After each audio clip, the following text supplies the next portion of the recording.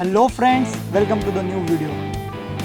In this particular video, we are going to talk about the most common problem in near about among all students. हाँ, हम हमारे बचे हुए chapters के बारे में बात करने वाले हैं, यानी कि हम हमारे बैकलॉग्स के बारे में बात करने वाले हैं. In the next 4 minutes, I am going to tell you the special strategy to clear all your backlogs, all your remaining chapters smartly. Point number 1.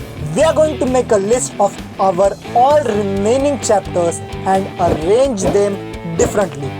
अब इस पॉइंट से मेरा मतलब क्या है? हम हमारे सारे रिमेनिंग चैप्टर्स की एक लिस्ट बनाएंगे और उन्हें अरेंज करेंगे उनके डिफिकल्टी लेवल के अनुसार. No, we are not going to arrange these chapters in decreasing order of their difficulty.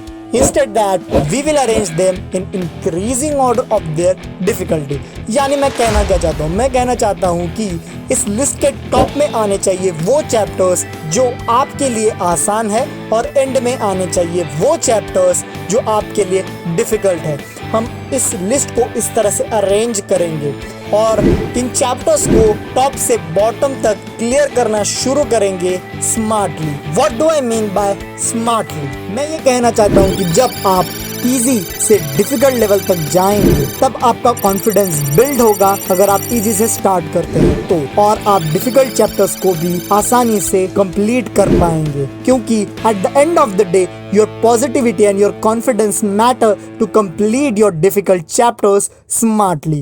So we are going to build our confidence by clearing all the easy chapters that we have left in the past. So अब आप सबके मन में ये सवाल आ रहा होगा कि जो चैप्टर्स हमें अभी सिखाए जा रहे हैं उनके बारे में क्या? So to answer this question, I have made point number 2.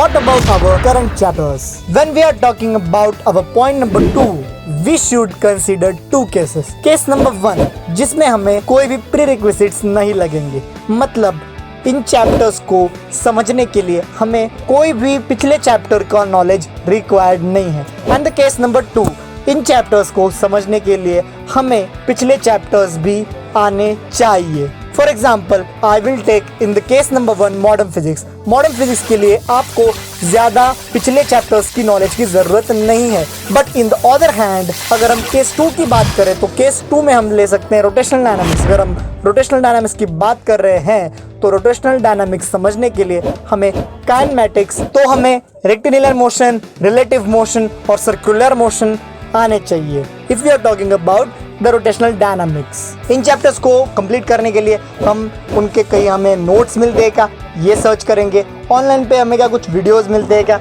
वो भी सर्च करेंगे. एंड हम उनके सॉल्व एग्जाम्पल्स भी सॉल्व करेंगे, जिसकी वजह से हम उन चैप्टर्स को आसानी से और तेजी से समझ पाएंगे. क्यों? क्योंकि हमें उन चैप्टर्स को समझने के साथ साथ रोटेशनल डायनामिक्स को भी सीखना है. ऐसा करने से रोटेशनल डायनामिक्स हमारा कवर हो जाएगा और हमारे पिछले चैप्टर्स भी कवर हो जाएंगे. हम उन चैप्टर्स के प्रीवियस ईयर क्वेश्चन भी करेंगे ताकि वो चैप्टर्स हमें और अच्छे से क्लियर हो. I have one pro tip for you guys which is going to be most important for you. हमें फ्यूचर में कोई भी बैकलॉग या फिर रिमेनिंग चैप्टर क्रिएट ना हो, इसलिए हम क्या मेजर्स लेंगे? इसलिए हम जो चैप्टर्स हमें पढ़ाए जा रहे हैं उनके हम नोट्स बनाएंगे और उन नोट्स को हम डेली मिनिमम 10 to 15 मिनट्स में रिवाइज करेंगे. वो नोट्स ऐसे होने चाहिए जो हम फास्ट रिवाइज करें. अब उन्हें कैसे बनाना है, एफिशिएंट नोट्स कैसे बनाने हैं, इन पे मैंने प्रीवियसली वीडियो बना रखा है, उसका लिंक मैं डिस्क्रिप्शन में दे दूंगा, उसको जाके आप देख सकते हैं. Okay, so we are going to make notes and we are going to revise these notes daily. Remember that you are going to revise these notes daily. Okay. So अगर आपको वीडियो पसंद आया तो इस वीडियो को अपने दोस्तों के साथ शेयर करें, क्योंकि ज्ञान बांटने से बढ़ता है. और साथ ही साथ इस वीडियो को एक लाइक भी कर देना और ऐसे ही अमेजिंग कंटेंट के लिए हमारे चैनल को सब्सक्राइब करें ताकि आपको हर नोटिफिकेशन मिल पाए. Thanks for watching.